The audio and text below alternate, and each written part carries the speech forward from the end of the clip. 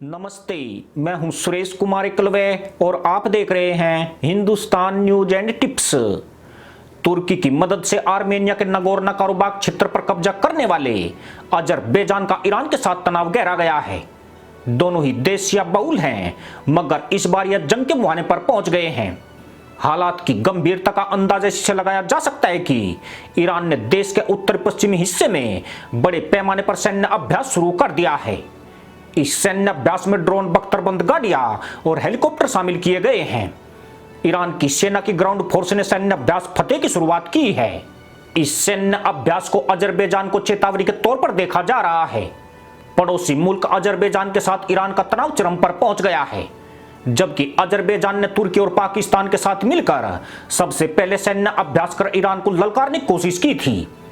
इतना ही नहीं, उसने ईरान को चिढ़ाने के लिए इजरायली हथियारों को अपने सैन्य अभ्यास में शामिल किया है। आपको बता दें कि इजराइल अजरबैजान का सबसे बड़ा हथियार सप्लायर मुल्क है। दरअसल ईरान और अजरबैजान के बीच तनाव की कई वजह हैं। इनमें अजरबैजान से इजराइल की दोस्ती के साथ नगोर्नो काराबाख पर अजरबैजान का कब्जा और ईरान के उत्तरी हिस्से में मौजूद अजरबैजान मूल की जनता है। ईरान के उत्तरी हिस्से में रहने वाले अजरबैजानी उसे दक्षिणी अजरबैजान कहते हैं। वे उत्तरी और दक्षिणी हिस्से को मिलाकर ग्रेटर अजरबैजान की मांग करते रहे हैं। पिछले साल आर्मेनिया और अजरबैजान के बीच हुए युद्ध में उन्होंने काफी दिलचस्पी दिखाई थी और अजरबैजान के समर्थन में प्रदर्शन भी किए थे। 700 किलोमीटर लंबी सीमा साझा करने वाले दोनों देशों के बीच अब तक रिश्ते सामान्य रहे थे। 20 साल पहले सोवियत संघ के पतन के बाद यह पहली बार है कि ईरान ने अजरबैजान की सीमा के इतने करीब शक्ति के प्रदर्शन की योजना बनाई है।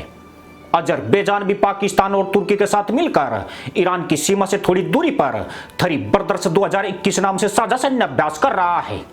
ईरान का गुस्सा लगातार अजरबैजान पर भड़क रहा है। वह यहूदी हथियारों की मौजूदगी पर लगातार सवाल उठा रहा है। साथ में नेटो के सदस्य तुर्की पर उसकी बोही तन गई है। इसके अलावा परमाणु शक्ति पाकिस्तान भी उसकी नाराजगी को बढ़ा रहा है। पर कहने वाले कुछ और ही कहते हैं। दरअसल आर्मेनिया और ईरान के रिश्ते बेहद मजबूत रहे हैं। आर्मेनिया के हाथों से नगोर्नो काराबाख छिन जाने से ईरान भीतर ही भीतर खून का घूंट पी रहा है। नगोर्नो काराबाख के अजरबैजान के हाथ में जाने से ईरान के व्यापार पर काफी असर पड़ा है। आर्मेनिया अजरबैजान के युद्ध से पहले ईरान अपना सामान पश्चिम और रूस को बिना कस्टम दिए पहुंचाता था, मगर अब अजरबैजान ईरानी ट्रकों से न कस्टम वसूल रहा है, बल्कि उनकी तलाशी लेने के बाद ही आगे भेजता है। अजरबैजान को शक है कि ईरान चुपके से आर्मेनिया को हथियार सप्लाई कर रहा है। पिछले दिनों ही अजरबैजान ने ईरान के 2 ट्रक ड्राइवरों को हिरासत में ले लिया था, जिसके बाद ईरानी विदेश मंत्रालय ने उन्हें तुरंत रिहा करने को कहा था। अजरबैजान का ट्रकों को रोकना ईरान को अस्वीकार्य है और पश्चिमी एशिया में उसके व्यापार सुरक्षा को खतरा लगा है। ईरान सैन्य अभ्यास के जरिए आर्मेनिया और पश्चिमी एशिया के सड़क संपर्क को लेकर अपनी गंभीरता दिखाना चाहता है। यानी नगोर्नो काराबाख के विवाद में ईरान प्रोक्स तौर पर उतरने की कोशिश कर रहा है। इस इलाके के आर्मेनिया के पास होने का महत्व ईरान को अब समझ में आ रहा है। यकीनन उसका मकसद इसे फिर से आर्मेनिया के अधीन कराना है, जबकि तुर्की और पाकिस्तान अजरबैजान के साथ खड़े होकर ईरान को खुली चुनौती दे रहे हैं। ईरान के उत्तरी इलाके में 2 करोड़ अजरबैजानी मूल के लोग रहते हैं। इनके द्वारा अजरबैजान का समर्थन करना भी उसे कहीं ना कहीं परेशान कर रहा है। ये परेशानी तब और बढ़ गई जब तुर्की, पाकिस्तान और अजरबैजान तीनों ने मिलकर सैन्य अभ्यास शुरू कर दिया। इन तीनों देशों का संयुक्त सैन्य अभ्यास ईरान में अजरबैजानी जनता को ईरान के खिलाफ एक प्रकार की मजबूती दिखाता है।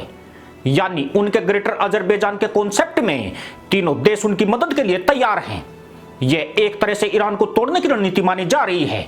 ऐसे में ईरान ने ठीक उत्तरी सीमा पर सैन्य अभ्यास करके अजरबैजानी समुदाय को संकेत दिया है कि वे यह न समझे कि कोई सैन्य अभ्यास उन्हें अशांति फैलाने के लिए कोई मौका दे सकता है। इसका साफ मतलब यही है कि ईरान का सैन्य अभ्यास कई मोर्चों को ध्यान में रखकर किया जा रहा है। इसी के साथ अनुमति दोस्तों, जय जवान, जय किसान, जय हिंद, वंदे मातरम।